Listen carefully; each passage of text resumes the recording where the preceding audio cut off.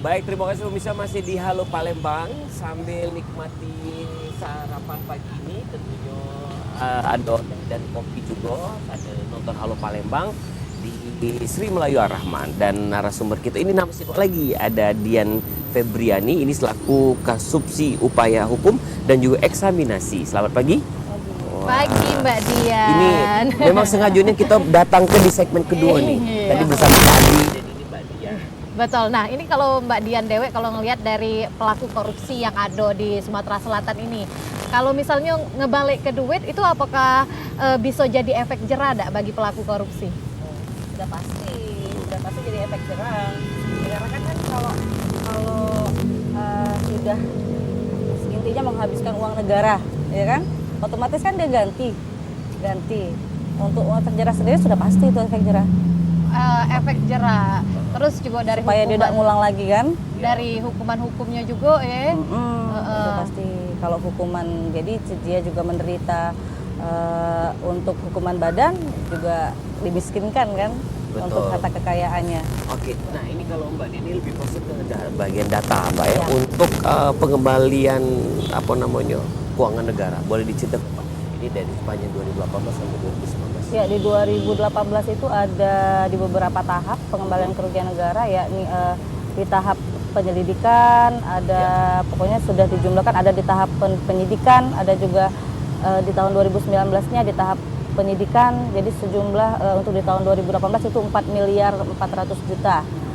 Untuk di 2019 setelah ditotal-totalkan itu jumlahnya 8 miliar 600 juta. Jadi sudah lebih kurang, sudah kalau ditambah udah 12 juta lebih, 12 itu juta. berapa kasus Mbak?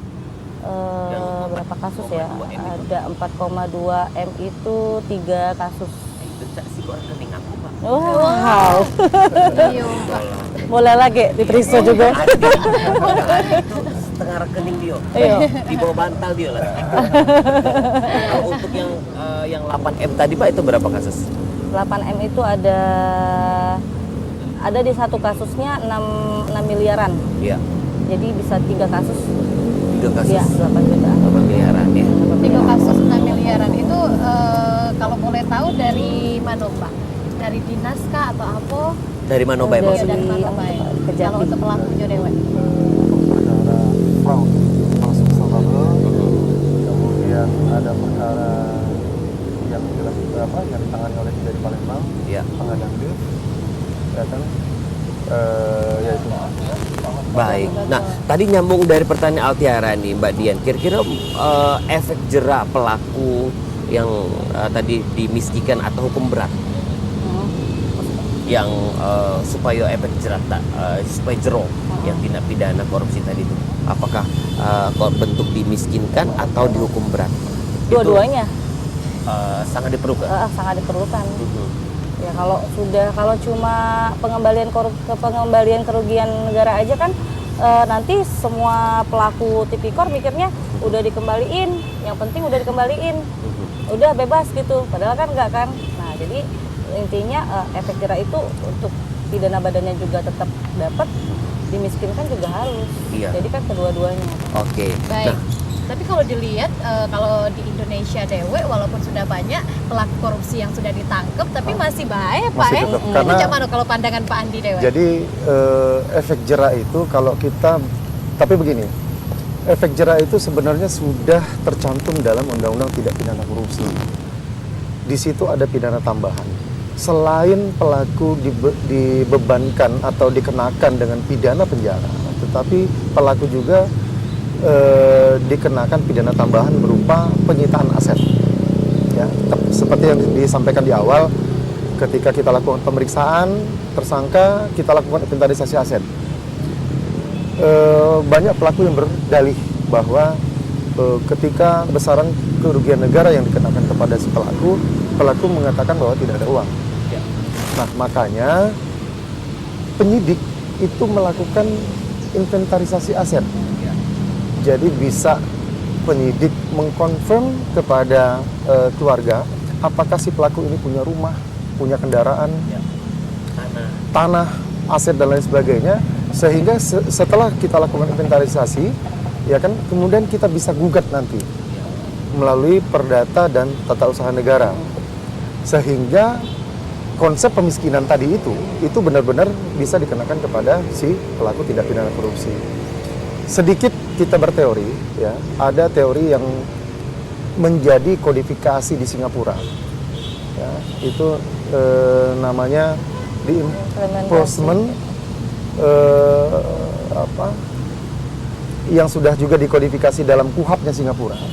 Jadi selain pemidanaan, ya, selain di penjara si pelaku juga dikenakan pidana tambahan berupa penggantian nilai yang dikorupsi. Misal 2.500.000, pelaku tidak pidana korupsi yang melakukan korupsi senilai 2.500.000, maka itu akan ditambah dengan hukuman penjara selama 1 bulan.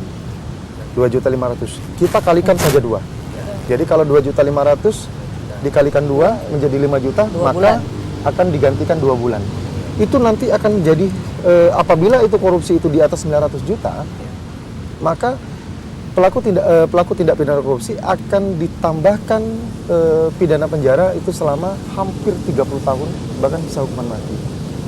Nah, hal-hal seperti ini mungkin menjadi masukan bagi bapak-bapak kita yang di DPR, ya, dan institusi yang lain, bahwa efek jera itu memang harus kita sosialisasikan dan kita lakukan. Karena apa? Karena tindak pidana korupsi, ya, apabila tidak ada efek jera akan banyak pelaku, ya, dan akan merugikan negara itu sendiri. Betul. Pembangunan jalan, fasilitas pendidikan dan lain sebagainya, apabila ini tidak kita sama-sama kita lakukan pencegahan, maka ya akan dirugikan oleh yang dirugikan adalah bangsa kita sendiri. Itu. Sesuai dengan teorinya Ian Durgan dan Anthony Langdon, ya, bahwa ada 4 sebenarnya teori pemidanaan itu. Dia bisa pencegahan, dia bisa rehabilitasi, dia bisa inkapasitas. Jadi inkapasitas itu penjatuhan pidana dan penjatuhan denda, dan kemudian retributif. Jadi pelaku itu memang harus benar-benar merasakan penderitaan. Yaitu konsep teori hukum.